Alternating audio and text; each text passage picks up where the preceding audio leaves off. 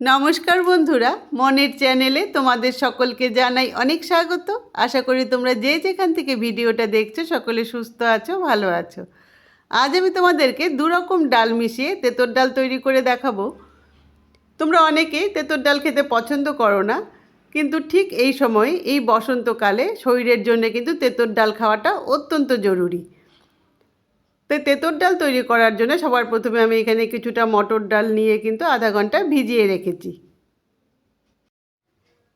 এরপর শুকনো কড়াইয়ে এক বাটি মুগ ডাল নিয়ে আমি খুব কম আঁচে হালকা করে মুগের ডালটা ভেজে নেব।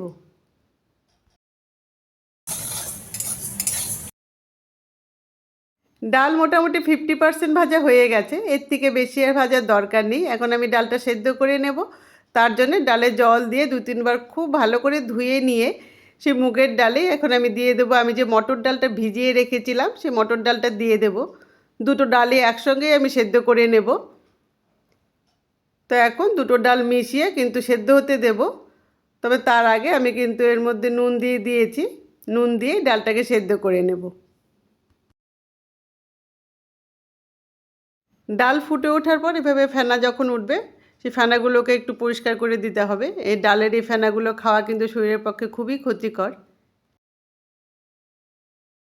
ডাল খুব ভালো মতন পরিষ্কার করে নিয়ে এখন আমি ডালে ঢাকনা দিয়ে ডালটা সেদ্ধ করে নেব। ওদিকে ডালটা সেদ্ধ হতে হতে আমি এদিকে ডালে দেওয়ার জন্য উচ্ছেটা কেটে নেব। দুরকম ডাল দেওয়ার ফলে মুগের ডালটা একটু তাড়াতাড়ি সেদ্ধ হয়ে যাবে আর মটর ডালটা সেদ্ধ হতে একটু সময় লাগবে। আমি এভাবে প্রায় 20 মিনিট ডাল খুব ভালো মতন সেদ্ধ করে নিয়েছি। ডালটা দেখে এখন বোঝাই যাচ্ছে যে ডাল অনেকটাই সেদ্ধ হয়ে গেছে। যেটুকু বাকি আছে ফোড়নের সময় সেটুকু সেদ্ধ হয়ে যাবে। তো এখন এই ডাল নামিয়ে আমি ফোড়ন দিয়ে দেব। ডাল তো সেদ্ধ করে রেখেছি, ডালটা ফোড়ন দিয়ে দেব। তবে তার আগে কিন্তু আমি উচ্ছেগুলোকে ভেজে নেব, কেননা কাঁচা উচ্ছে দিয়ে তো আর ডালে ফোড়ন দেওয়া যাবে না। উচ্ছেটাকে ভেজে নিয়েই তবে ডালটা ফোড়ন দিতে হবে।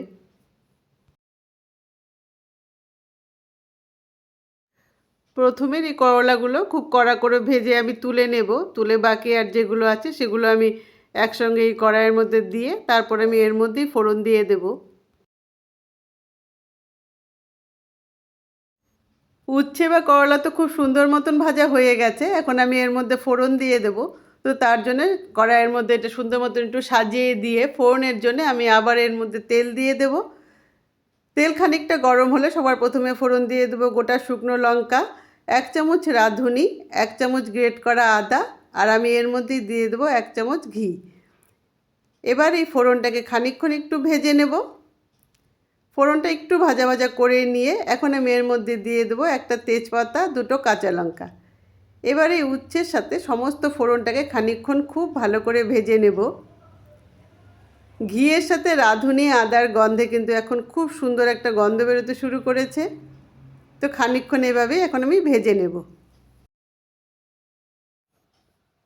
আমি সমস্ত রান্নাই খুব সিম্পল পদ্ধতিতে করে দেখানোর চেষ্টা করি, আর আমার এই সমস্ত রান্না দেখে যদি তোমাদের কখনো একটুও ভালো লেগে থাকে তাহলে অবশ্যই একটা like, comment, share and subscribe করে আমার পাশে থাকার অনুরোধ রইল। উচ্ছের সাথে ফোড়ন তো খুব সুন্দর মতন ভাজা ভাজা হয়ে গেছে, এখন আমি এর মধ্যে দিয়ে দেবো সেদ্ধ করে রাখা ডালটা। আর ডাল দিয়েও কিন্তু খুব ভালো করে একবার মিশিয়ে নেব। এভাবে উচ্ছে আর ডাল খুব ভালো করে একবার মিশিয়ে নেবার পর এরপর আমি এর মধ্যে দিয়ে দেবো 1/2 চামচ নুন আর 1/2 চামচ হলুদ। নুন আর হলুদ দিয়েও আবার খুব ভালো করে একবার মিশিয়ে নিয়ে আমি এভাবে উচ্ছে আর ডাল কিন্তু 15 থেকে 20 মিনিট এখন খুব ভালো করে ফুটিয়ে নেব। আমি এই রান্নায় আজ কোনো মিষ্টি দিলাম না, তোমরা চাইলে এর মধ্যে অল্প মিষ্টি দিয়েই নিতে পারো। এভাবে উচ্ছে আর ডাল যখন খুব ভালো করে ফুটে উঠবে তখন আমি এর মধ্যে দিয়ে দেবো 1/2 চামচ ঘি।